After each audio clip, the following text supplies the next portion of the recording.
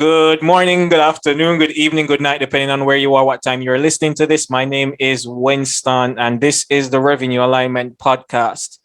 Today we have an amazing guest. And guys, I know I usually say that, right? I always say this, but I'm definitely excited to have this guy on the podcast, and I'll share with you why. As you know, the purpose of the podcast is really for us as marketers to figure out how to align with the other functions, other revenue functions. One of those being finance. And when I reached out to Terrell, I'm so glad and grateful that he was gracious enough to share his time with us. Particularly because one, he has that extensive background in finance, which you guys will see in a minute, but also the fact that he mentioned to me that he has a lot of experience working with marketers, which I thought was really great. So we can get that CFO finance perspective, but at the same time, someone who understands marketing's role within the organization. So Tyrell, thanks for coming on. Thanks for being here. Absolutely, my pleasure. Thanks for having me. Awesome. So guys, before we even begin, let me just share with you how amazing this guy is. Like, I didn't even realize how amazing he was until I actually went and did some research. So Mr. Terrell Turner, put some respect on his name, is is a certified public accountant, and he has his master's in accounting. He has previously held positions as director of financial planning and analysis, sorry, and also senior finance manager at General Electric. He has also been senior auditor at EY, has also been, financial analyst and has held several financial positions. So suffice to say that he is very adept and knowledgeable in the space of finance. But not only that, it only gets better. He's also a 40 under 40 CPA. He was named that, and also has been featured in the New York Times, as a CFO, as one of the leading, or should I say, authorities within that finance space. He's also a financial control coach, fractional CFO, and he has his own company called Terrell Turner Group, which helps business owners understand their financials to improve profitability.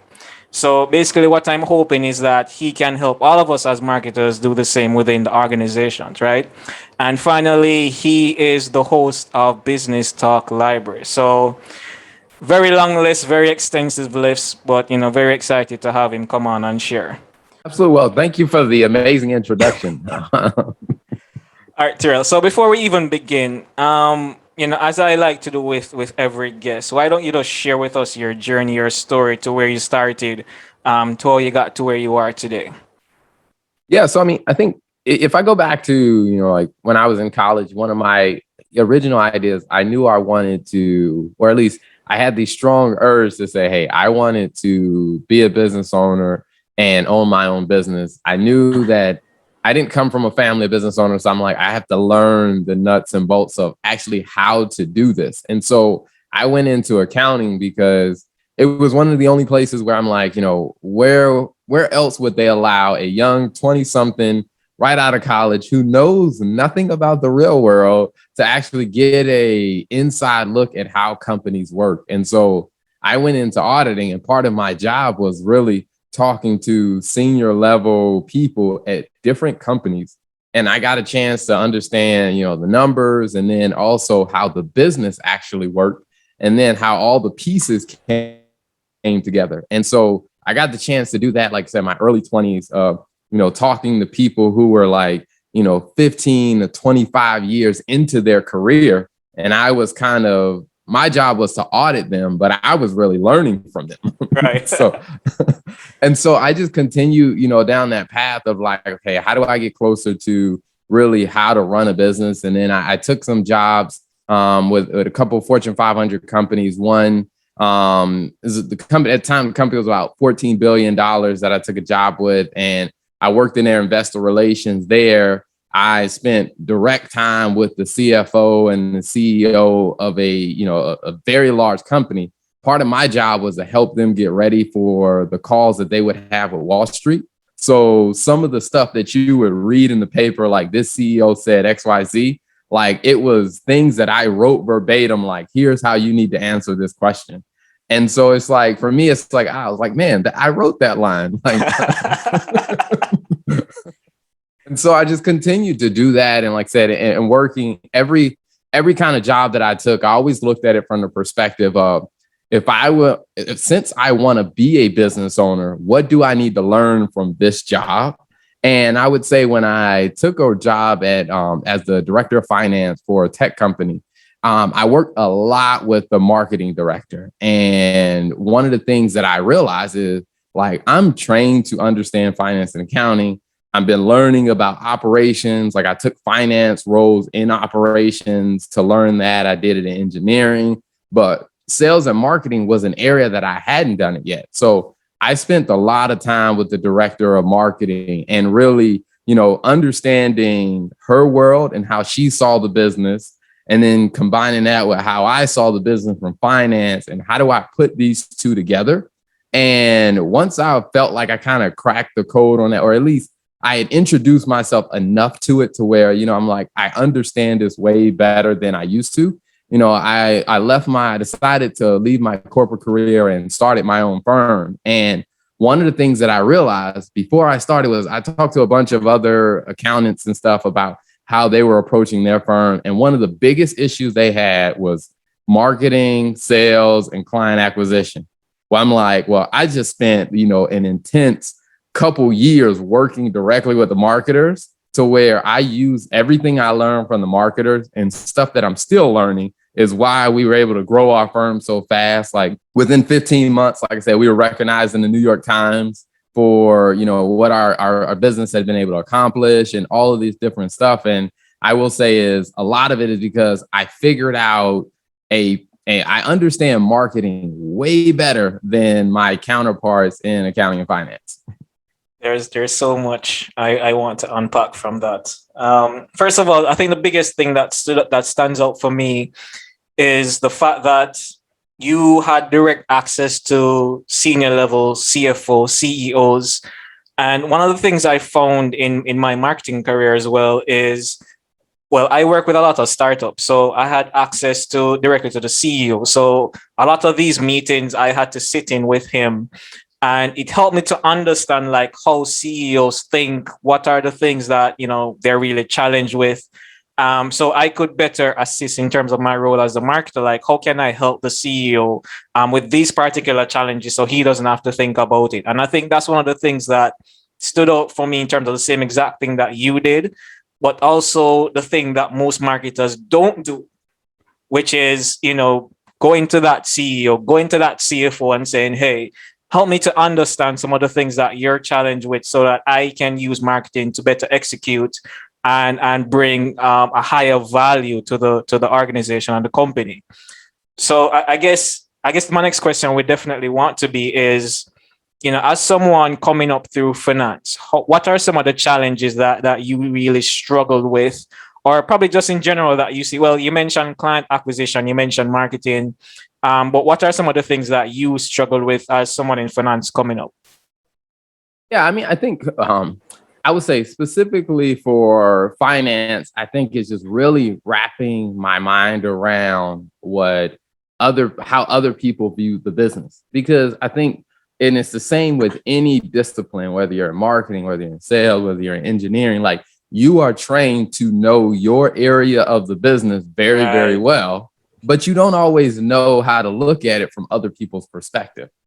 And so for me, one of the biggest challenges was being able to get out of my own biased view of how business works. Because from a finance standpoint, it's dollars and cents, pluses and minuses. That's how you view the business.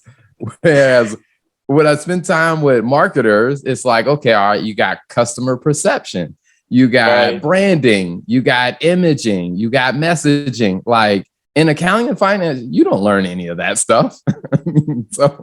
So it was interesting, like I said, of really just allowing, like I said, getting over that hurdle. And I think it just took a lot of humility of just accepting, like, hey, how you see business and how you see the business, your perspective is not the only perspective that matters. And so I think as I began to open myself to really say, okay, all right, how do I see the business from other people's perspective, and then take a step back and make the best decision based on a spectrum of perspectives instead of just my own narrow view. All right. And I love that you said that. Having that level of humility to say, well, let me not just rely on my own biases, but how can I see things from other people's point of view, which is definitely one of the things I'm hoping to accomplish with this podcast. In this instance, how can you look at things from the point of view of finance, so that you can really execute in a way, as I mentioned, that brings value to the entire organization and as a whole, and not necessarily just as a marketer. But let me just say this very quickly, guys, that you may want to put on your coffee, brew your coffee, because this is going to be I mean, Terrell, I probably should have mentioned this to you before, but this is going to be a very long podcast. I mean, when I say long, I mean typically longer than what it usually is, because I have so many questions and there are so many things I want to dig in here to really help marketers understand a CFO's point of view and not just go by their own biases. Absolutely. Yeah, I'm here for it. Let's go. So the next question I definitely want to ask you is, how are CFOs? Because all right, if you realize, and this is for the audience, if you realize my line of questioning, I haven't even gotten into the marketing stuff as yet, because I really want to dig in to help marketers kind of understand the thought process and the challenges of someone who is in finance, so that they can start to see that world differently, so they can start to have a broader perspective on kind of like an organizational level perspective rather than just a marketing level perspective. So for you, whether as a CFO or when you were a director of finance, how would you typically be graded on whether or not you're effective in your role? Yeah, so when it came down to director of finance, now, depending on, like I said, the major transactions or the focus of the company at the time, it may vary. So sometimes what it was is, as a director of finance, my job was to understand all the moving pieces in the business and to be able to put that together, to be able to forecast and say, hey, if we do this, this, and this, here's how the results are going to look like. Here's how much cash we're going to have. Here's how much profit. And to be able to almost, serve as kind of like the financial crystal ball. Right.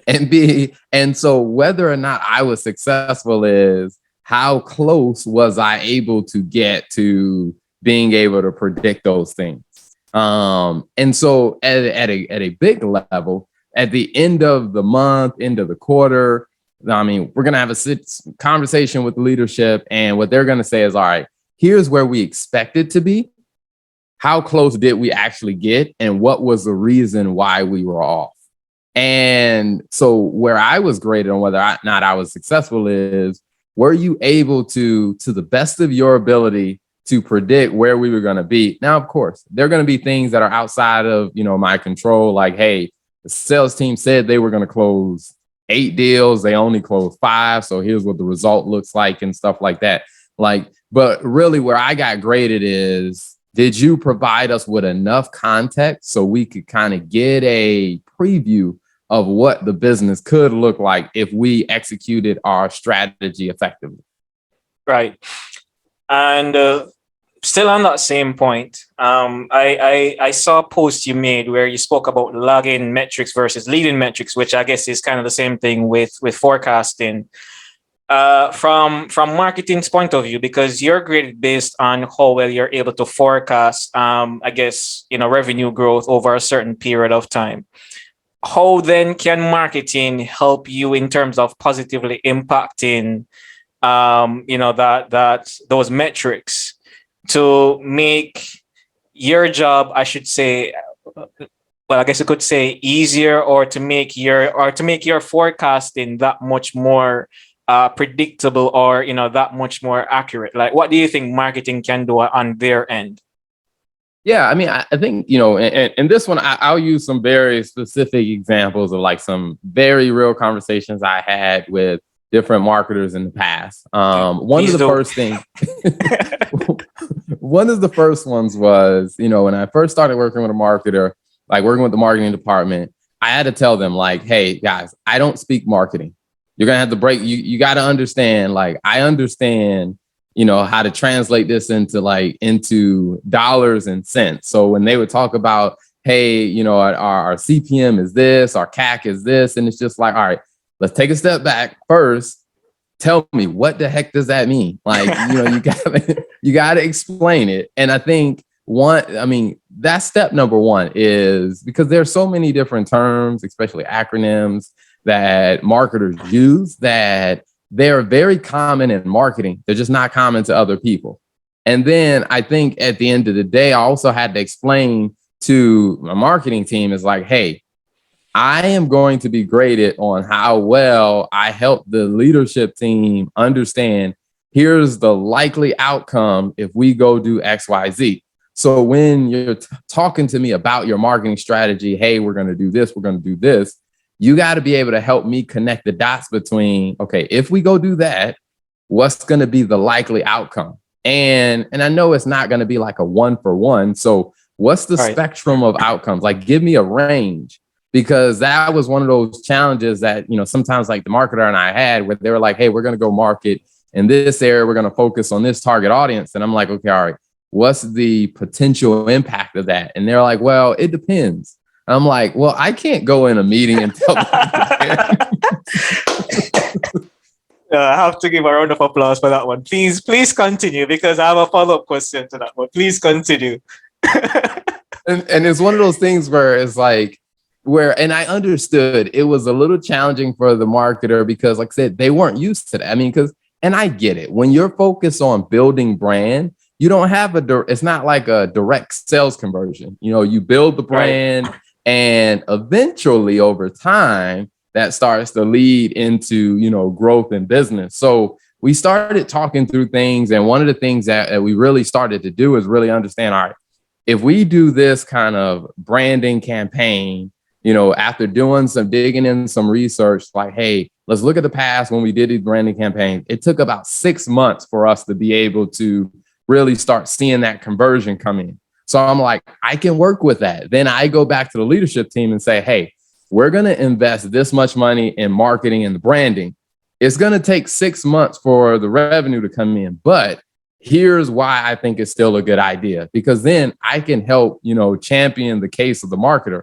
The problem was, before we got to really understanding that, there was no way that I could help them. And the leadership team was just like, no, we're not going to do that. And the marketer was frustrated. So I'm like, we got to kind of work through this and really, because like I said, if you tell me, hey, it depends, I can't defend that in the boardroom. Well, I love that response so much. There's so much. Oh God, there's so much I want to speak on what you just said. Well, the first point I would make, based on what you just said, it is true that as marketers we have all these acronyms and terminologies that we use that's commonplace to us, and we automatically assume that everyone else in the organization is going to get it, right? Which that's a quick nugget for you guys, that when speaking to non-marketers, you have to speak in very layman terms that they can understand, and not in marketing terms. But one of the things I also loved is how you were willing to work with the marketing team to say, hey, we can't just say it depends, give me something to work with. So let's reverse the roles for a second. Let's say it was the marketer now that needs to go to their CFO to say, hey, this is what we're going to invest in, and this is how you can make the business case for us in those meetings. Or even if the CFO themselves don't make the business case, let's say the marketing is a part of that meeting. How can a marketer or marketers at a senior level really make that business case, not using marketing metrics, not talking about CPMs or building brand, but using actual financial metrics to say, hey, these are the numbers that we expect or we project. And so this is why it makes sense to make that investment. How can marketers make that business case for themselves? Yeah, definitely. I mean, I go back to, it's a concept that I I really enjoy listening to Seth Godin's books on marketing. And it's a concept that I've heard him talk about is like, you really got to kind of put yourself on the hook for it, to where if you're the marketer, you're in that meeting and say, hey, here's what we're going to do. Here's how much money I'm asking to spend on this. Here's the outcome that we're aiming for. Like, hey, we're going to do this marketing campaign. We're aiming for this outcome. We're going to bring in customers in this target audience, this category. And you may not necessarily know what the direct result is going to be. But I think the next thing is, hey, and here are the metrics we're going to monitor to see if we're making progress. We're going to look at, net revenue retention, or we're going to look at, the number of upsells, and we're going to monitor this number over the next 4 months. Like, I don't know what that number is going to be, but I'm giving you it's almost like I'm giving you a clue as to this is how you can tell whether I'm being successful or not. Now, what that does is it puts you on the hook. Now you have something to deliver. So if you don't deliver that, then the rest of the team knows this wasn't a good plan. Now, like I said, what I have noticed from being in rooms with, like I said, with different marketers where they say, hey, we're going to do this, it's going to drive customers. And in the back of my mind as a finance person, I'm just like, okay, all right, how will I know whether you are successful or not? And if you don't explain that, then I'm just like, this seems too risky. Like this, you just gave me a broad target. I'm like, you got to put yourself on the hook to say, hey, we're going to do this. We're aiming to bring in, let's say, 5 customers a month in this category. All right, now I have something to measure against. So 2 months in, if I look at those numbers and I say, hey, there's no progress. So we got to ask ourselves, is this marketing plan still working? Or do we need to do something different? Like, you have to provide an explanation now. You can't just say, oh, well, we just need more time. It's like, no, we need something to measure you. Yeah, that's a very common one. Like, hey, it takes time. It takes time for marketing to really kick in. But yeah. Yeah. And I would say, even if you don't have, like I said, a direct measure to say, hey, here, like if it takes 6 months before you start seeing results or whatever, is you got to find something that you can point people's attention back to tell whether or not this is progressing. And even some marketers, one of the things that I've said is, like, they were doing a campaign and realistically the sales cycles were very long. So it was like, it's probably going to be 8 months before we actually start seeing the actual inflow of this. So then what we said is, here's what we're going to do to help the CFO and the rest of the leadership team understand that you're serious about this. Like, hey, here's what you're asking for. I mean, this person was asking for, $500,000 for this campaign. Cool. Here's what you're asking for. Hey, here are the monthly or the biweekly meetings that I'm going to have with my team to make sure they're not spending more than they should on different areas. And I think just that marketer being able to say, hey, it'll take 8 months to get a result, but why during that 8 months, I'm proving to you that I am going to be diligent with my team. I'm going to be watching it. We're not just going to be spending the money hoping that it works out in 8 months. Like, I'm actually going to be measuring this and keeping an eye on this. And I think things like that, it gave the leadership team a little bit more confidence to say, hey, I trust that they're going to be effective with this, or at least they're going to be really diligent about monitoring this so that this can be as effective as possible, as opposed to someone who says, give me the money to do this campaign, I'll do it. 8 months later, I'll tell you what happened. Two things I love from this, Terrell. The first point I'll make, and it's a brutally honest truth, but it needs to be said. The reason why you often have marketers giving a very broad spectrum is because most marketers don't like to be held accountable to results. I mean, I'm a marketer. I've been so for like over 14 years, and I know this to be true, that we don't like to be held accountable to a specific outcome or metric, because then, if, as you said, if we fail at it, then it makes us look bad, and we don't want to look bad. But the other thing is that you mentioned is a lot of the metrics are revenue focused, which is good, because often marketers will say, well, we're going to measure based on engagement or reach or, brand awareness, if they can even measure that. And those aren't the metrics that CEOs or a CFO really cares about as to whether or not this can actually generate a return for the company. So probably you gave us two, which is I think net revenue retention and upsell. Are there any other metrics that you can point to that marketers can use to kind of judge that progress over that time period until they get to that revenue result thereafter? Yeah, one of the things that I help the marketer, realize that hey, there weren't that many direct, hey, you take this action, it leads to this. There weren't that many that we can pull on. So one of the things that I knew from a finance standpoint is like one of the challenges that a lot of businesses face is whether they're big or small is we want the type of clients that actually pay their bill in a timely fashion, because it's one thing to send an invoice to a client and they take 2 months, 3 months to actually pay it. So one of the things that we did is they were like, hey, this is going to increase engagement. Where I told them is, all right, we have some clients that pay very timely, and what we realize is the clients that are the most familiar with our brand, those were the people that were paying more timely. So will this increase engagement with that specific group of people? And when we were able to show that, then on my end from the finance, I can see, hey, the more we work this engagement strategy, these people are starting to pay more timely.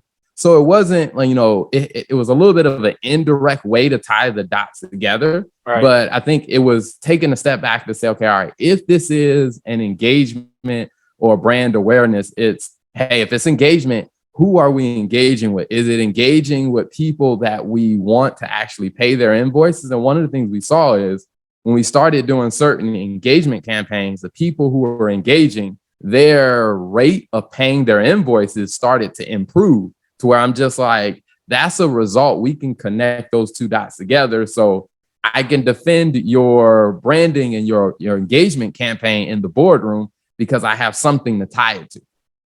Right. I love that. Because I didn't even think about that, but you're very correct, because that's a major challenge that most business owners struggle with, in terms of that on time payment.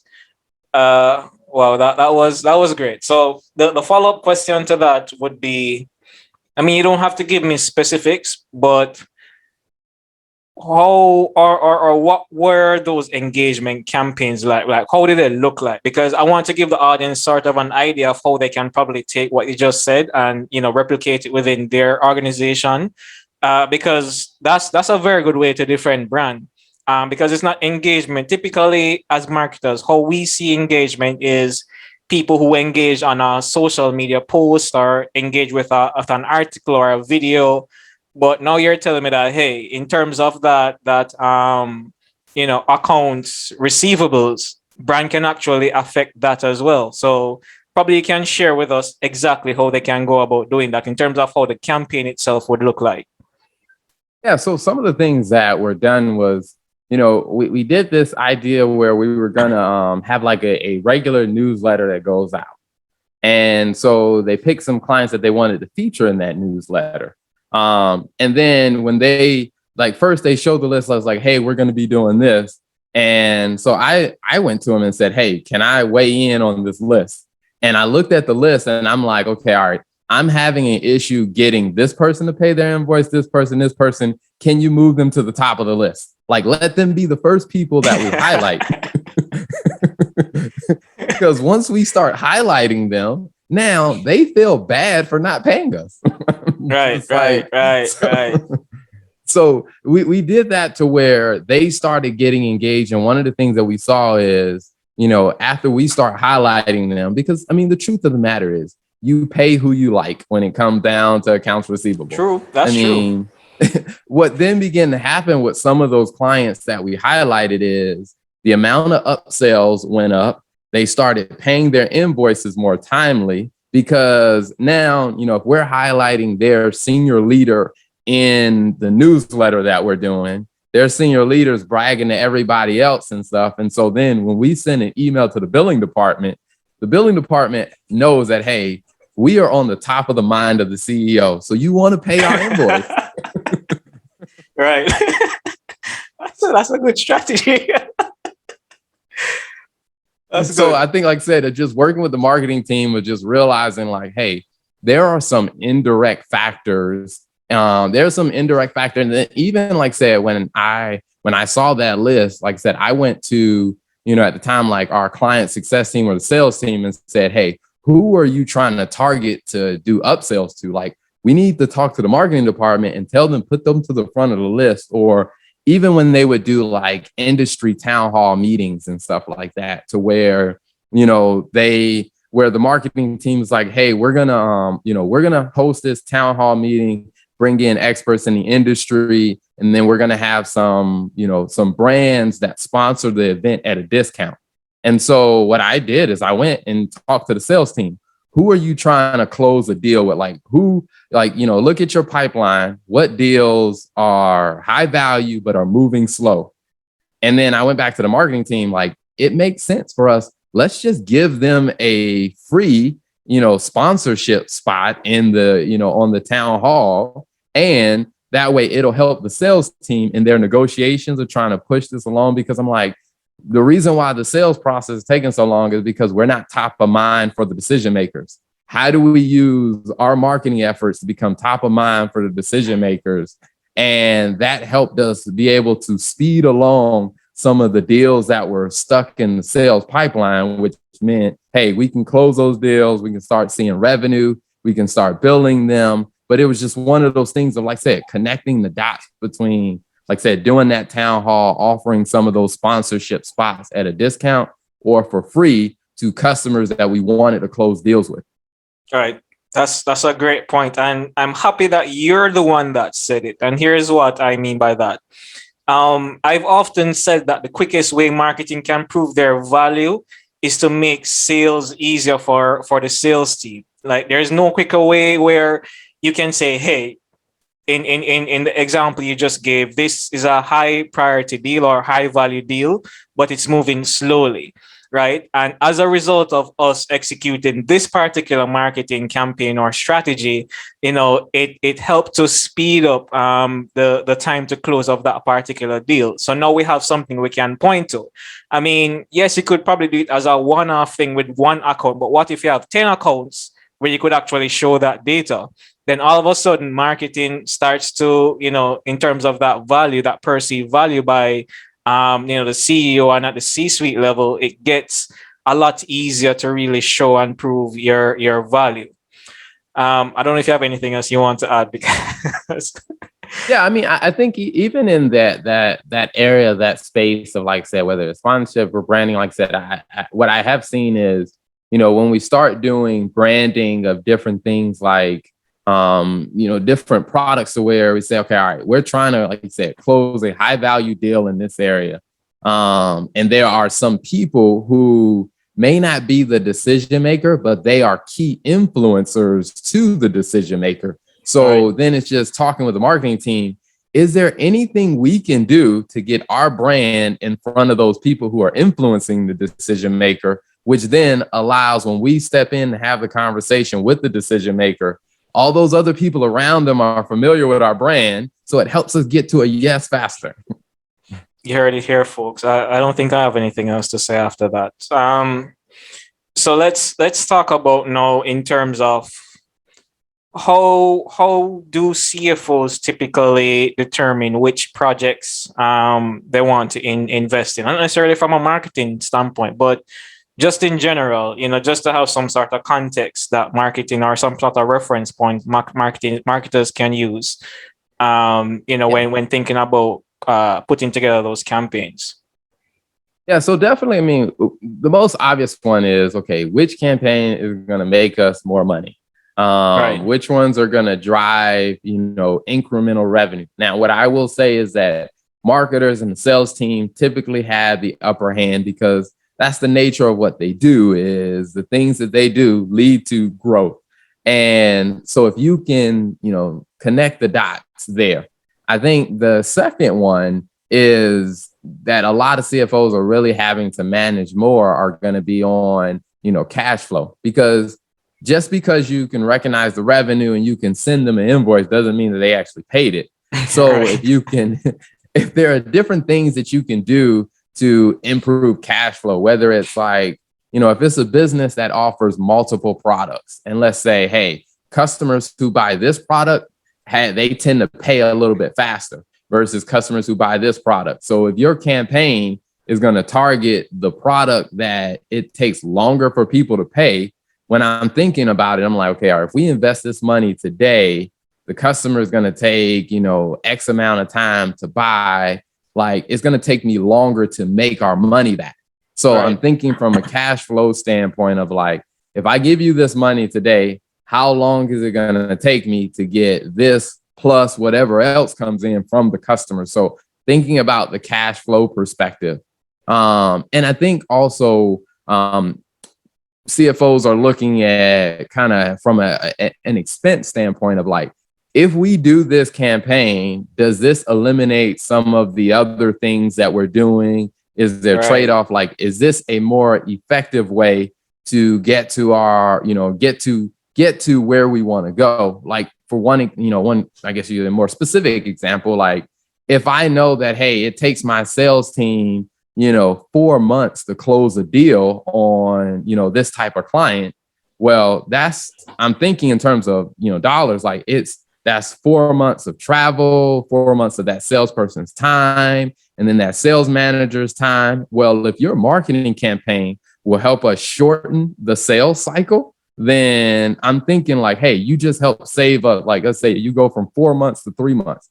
You just help save us 1 month's worth of cost.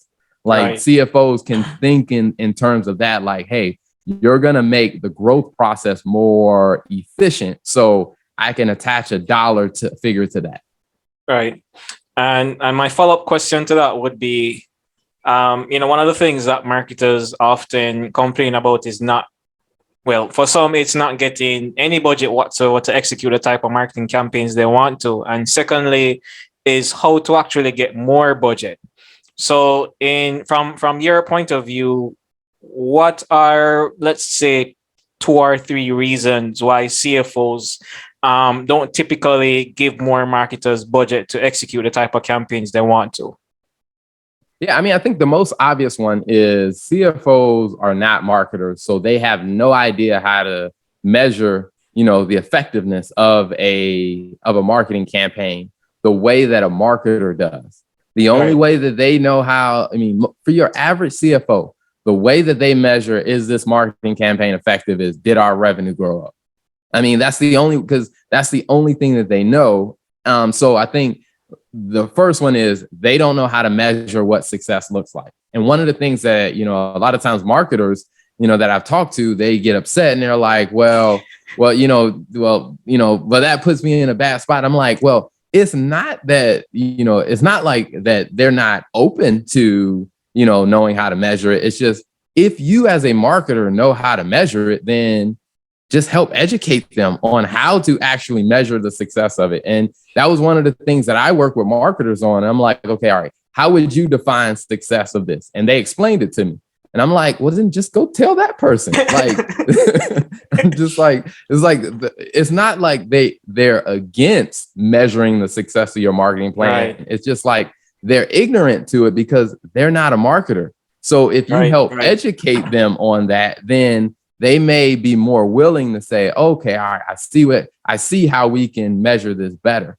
And I think the number 2 one is something you mentioned before and I think this is common across the board, is that, marketers don't like to be held accountable to, hey, a metric or a measure. But one of the things that they don't understand is if you're talking to a CFO, the nature of their job is to be accountable for the numbers. So it's like, if you're a person who doesn't like to be accountable and you're asking a person whose entire job is to be accountable for the numbers that they deliver, and you're asking them, it's like, you're going to have to play ball their way. You're going to have to give them something that you can be held accountable to, which then gives them a little bit more confidence, because they're not going to sign off on something because they're like, well, if this doesn't work, they're not going to come back to the marketing department and say, hey, why did you spend this money here? They're going to come back to me, the CFO, and say, why did you say okay for them to spend this money here? Like, what did we get from this? And so I do think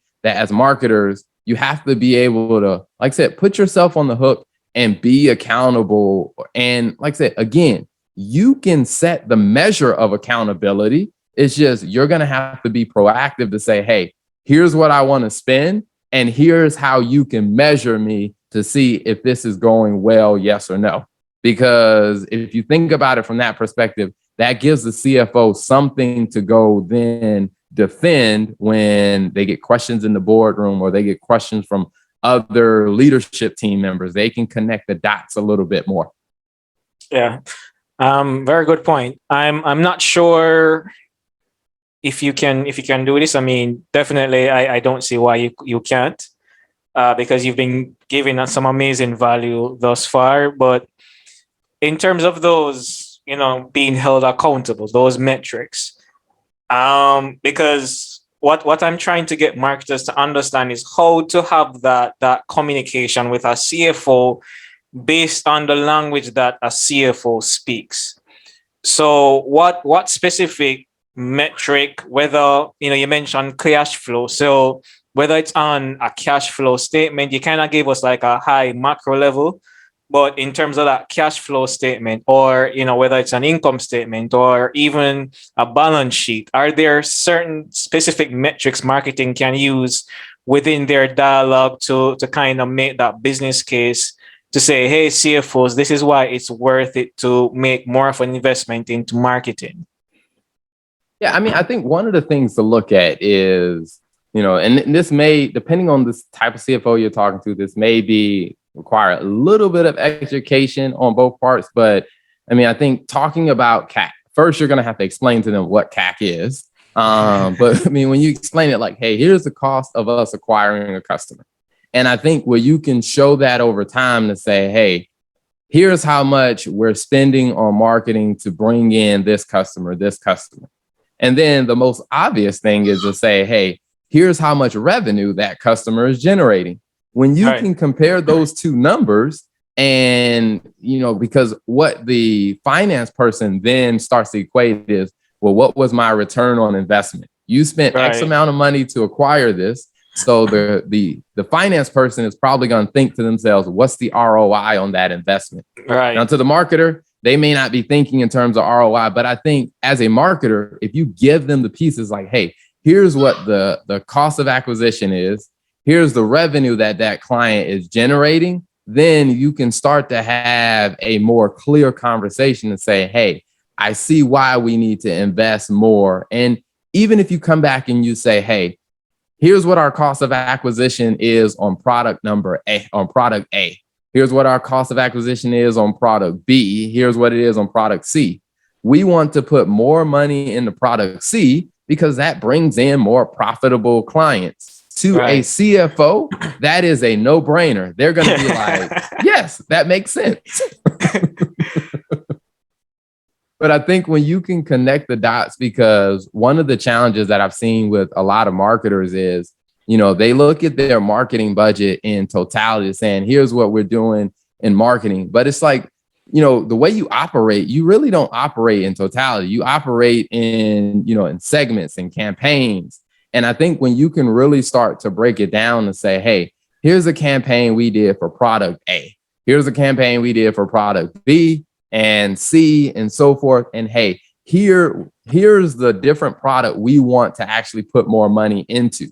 And I think when you can start to show the CFO, hey, we're putting this extra money we're asking for, we're putting it on the product that is actually the most profitable one, the one that's yielding more results.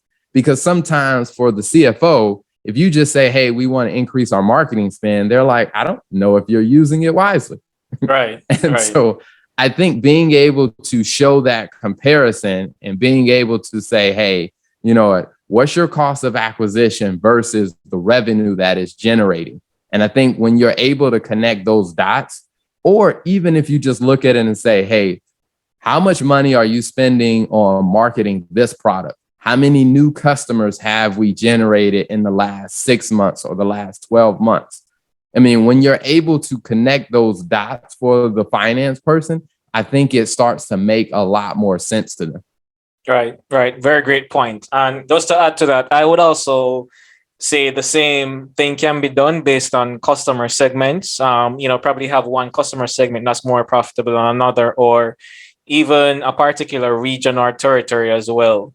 Because it can be in some cases that they only sell one product, but it sells to different customer segments and different territories. So definitely a great point, Terrell. Yeah.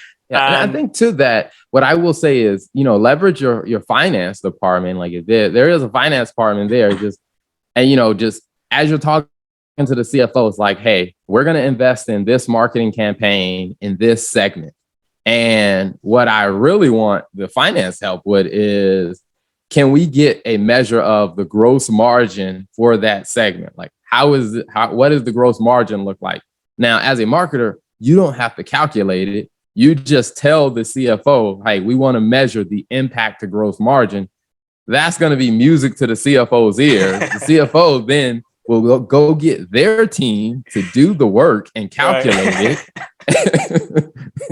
And the fact that you as a marketer are thinking about it, it makes the CFO realize like, hey, this person is serious about this. Like, this is something I can measure. And I think when you speak in terms of talking to the CFO, if you're talking about, hey, cost of acquisition versus revenue generated, you're talking ROI. I mean, you're talking about, cash flow, meaning like, hey, we're going to target the segment of of our customer population to increase, or improve cash flow. And then also, hey, we're going to drive focusing on marketing the products that we have the highest gross margin on. Like those three things, really will help a CFO become more of a fan of what you do. Yeah, and I'm happy that you brought that piece up, because it sparks a question that I didn't even think of asking, which is, how can, as a marketer, how can they foster those relationships with not necessarily the CFO, because maybe the company doesn't have a CFO, but probably it's the director of finance or the financial controller, whoever it is that's the leader within the finances of the company. How can they make that initial approach to say, hey, we want to partner, the marketing team wants to partner with the finance team to see how we can work together to help us make the business case, or to make your job easier to make that business case, for us to get more budget or to execute certain campaigns? I think the most, like I said, the one that I've seen to be the most effective is just starting with a, humility and a question of like, hey, talking to someone in the finance department, hey, we're doing all these marketing campaigns on all the different segments. We want to understand what's the profit impact on each of these campaigns. What I think that does is that simple question tells the finance or the controller or the accounting department, like, hey, they actually care about what you do all day. I mean, and they actually need your help. And so I think, a question like that starts to it starts to lower the tension. Especially if you tell them like, hey, we want to make sure that we are investing in the segments that are the more profitable ones. Then it gives your finance team, it's almost like, I put it, I would compare it to, let's say, if you're having a play and every department in your company or in a company plays a role in the play. Typically, you have your CEO, you have the sales, you have the marketing team. They're usually playing the lead role. The accountant, usually some extra in the background.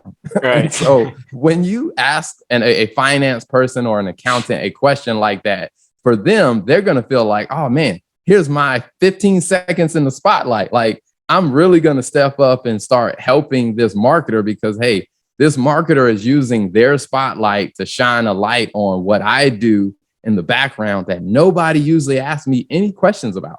So I think starting off as a marketer of asking those questions like, hey, we want to understand the financial impact of some of the decisions that we're making. Can we get your help to figure that out?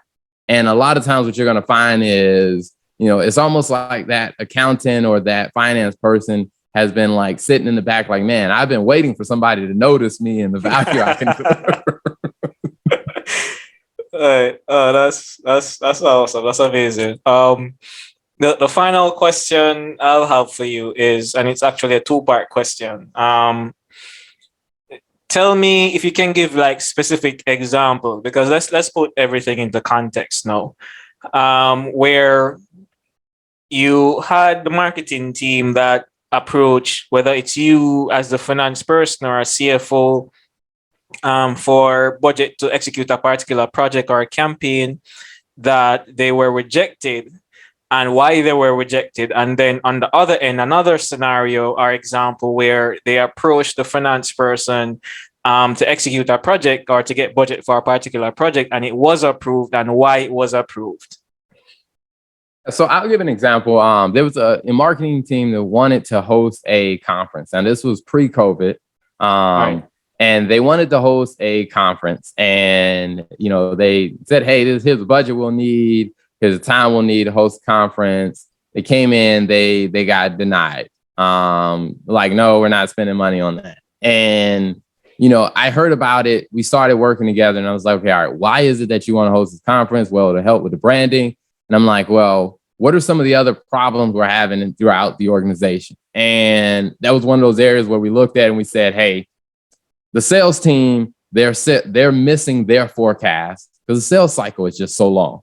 Right. And the salespeople, they're overspending on their travel because they're going out trying to see all these clients. And also, there are some clients that we had where, hey, I guess you say the engineering team was having issues with having to do some technology upgrades for the client, and they weren't getting the right feedback from the clients. So I'm like, hey, how about if we rethink this, this conference that you wanted to host? What if we focused on actually doing a panel discussion where some of our top customers that the sales team is trying to close a deal on, have them on the panel, let them be the speakers on the panel. You can ask them the questions, which means you get all the decision makers in one room and you bring them to our city, which means our sales team doesn't have to travel all over the country to go see them. Our sales team now have a direct audience with the decision makers. Plus, hey, again, let's bring in some of the people that the engineering team is having some issues with. Let's do some breakout sessions on talking about the technical side of this. And let's bring in some of the technical experts from some of these companies and let them talk about the technical challenges. Let our engineering team sit in the room and hear the real technical challenges that they're having. The engineering team is going to get the input that they need. And so then we went back and said, okay, the way we tell this financial story is, hey, our engineering team, we're losing clients because our engineering team isn't able to deliver what the client needs. They can't deliver because they don't have the market research. This conference, this session is going to help solve that problem. So we're going to see, our churn rates go down.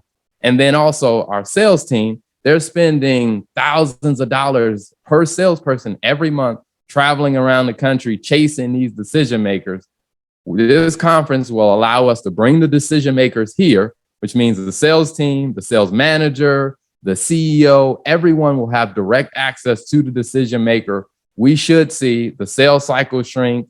We should see less spending on individual travel, and we should be able to see more contracts get signed, more revenue, plus our churn rate will go down. And then when we went back in and we explained the conference in that context, then it was like, hey, this actually is a good idea. And it's just like, hey, because all the people who have a vested interest, they now can see there's a benefit in this for me. And it's not just a marketing strategy. Yeah, that's an excellent point and an excellent note to end on. And one of the things I love about that is the whole idea of, trying to put it in the context of what's valuable to the other person in terms of the people who can approve that budget.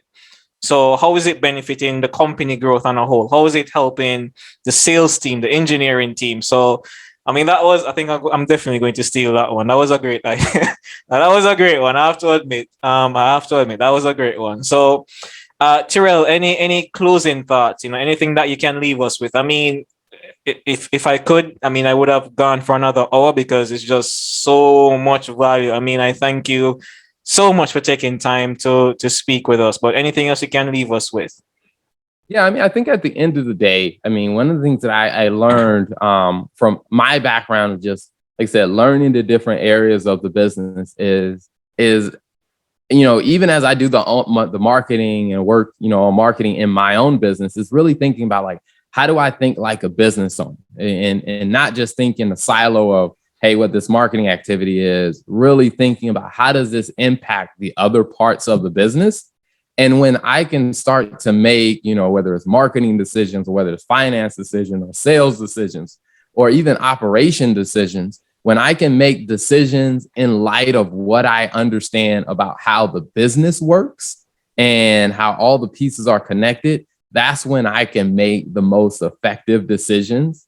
And even as I'm working with my clients, so, like I said, they hire me for finance, but sometimes I'm asking them questions about marketing. And as I can connect the dots between the different areas, then what I realize is the 95% of the time when I bring up an idea, they're going to say yes, because the dots are already connected for them. Right. And as a marketer, if you can figure out how to connect the dots between what you want, what other departments and other leaders value, that's when you'll see the rate of yeses go dramatically up because you're helping connect the dots. That's the amazing dessert to end an amazing 5-course meal. That was Terrell. So good to have you. Thank you so much. If people need to reach you, where can they find you? Yeah, so I will say, I always tell people go to the businesstalklibrary.com, and that's the media company where we put out a ton of free content on there where, like I say, I'm talking about business from a finance standpoint, but explaining, like I said, we've done some videos of finance for marketers where we kind of break down, hey, here's what a marketer needs to understand about finance, and it's from some of our own experiences of working with marketers. Here were the things that I had to help them understand, and when they understood it, they could then speak the finance language and still get their marketing strategies achieved. So the Business Talk Library is a place where they can get a ton of free stuff. Like, I think in the last 18 months, we've released like over 480 videos on different topics, different interviews. Awesome. So, and they can also get in touch with us and contact us if they want as well. Awesome. I'm definitely going to check that out. Terrell, thanks again for coming on, for sharing with us. Definitely a great episode. I mean, there's nothing else left to say, really. I mean, just thanks a lot. Appreciate it. Appreciate you. Absolutely. Thanks for having me. All right, guys. This has been another episode of the Revenue Alignment Podcast, guys. Take care, and that is a wrap. This has been the Revenue Alignment Podcast. Join us next week where we have more amazing content to help you demonstrate, communicate, and prove your value at the C-suite level. I'm Winston, your host, and this is a wrap.